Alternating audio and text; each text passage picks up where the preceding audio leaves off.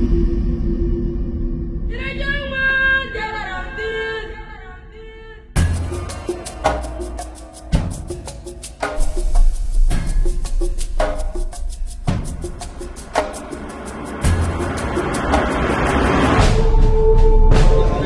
can't come to a place like this without being changed.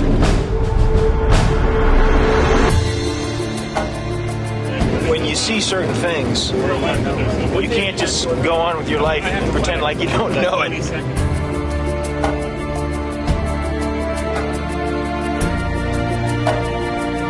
We were in church yesterday, and one of the guys on our team said, you know, I'm your brother, you're my sister, we have the same father, because we're the same.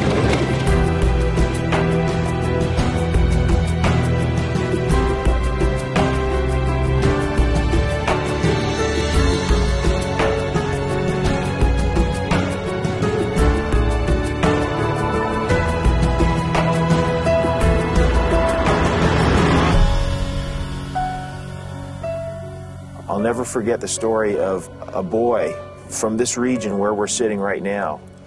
He was kidnapped at the age of 8 years old, and he was taken north to be a slave. And one day, on a Sunday, the boy snuck away to go to church.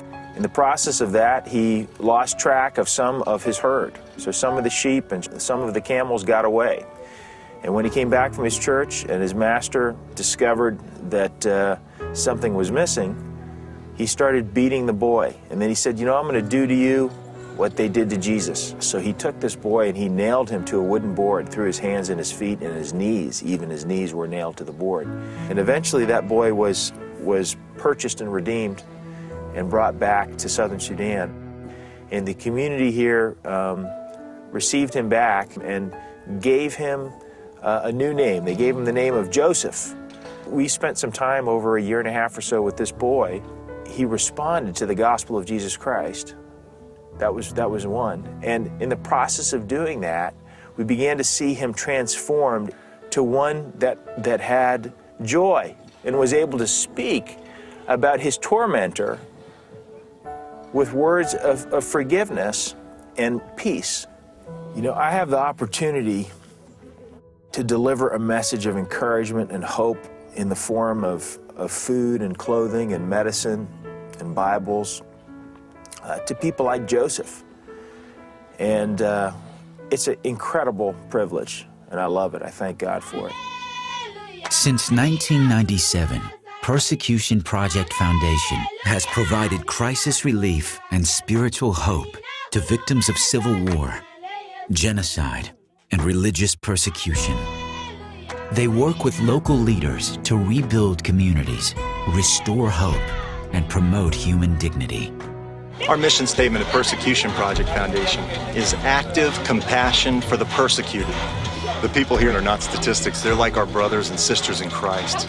You know, each one has a family of their own. Each one is created in God's image. Each one has been given a special gift, a special talent.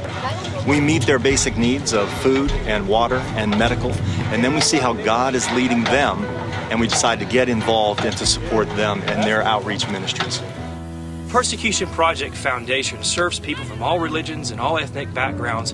Our primary goal is, though, to share the gospel and the love of Jesus Christ. I met a new Muslim refugee. He was just coming down from Darfur, and this man's name was Jacob. And I asked Jacob, I said, well, you're a Muslim. Well, why are you being persecuted by people who are part of your religion? And he said to me, I don't know. I don't know why.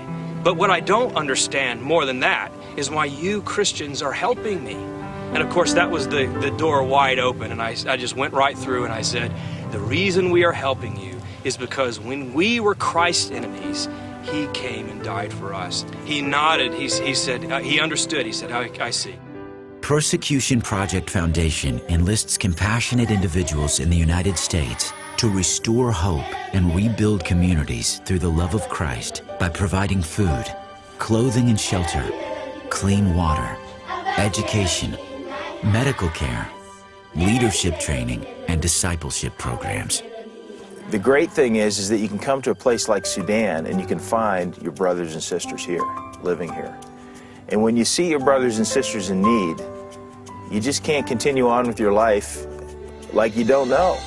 Our mission statement is active compassion for the persecuted. And that's really what we're all about. That's what you get involved with when you get involved with Persecution Project Foundation. Please join Persecution Project Foundation. You can get active today.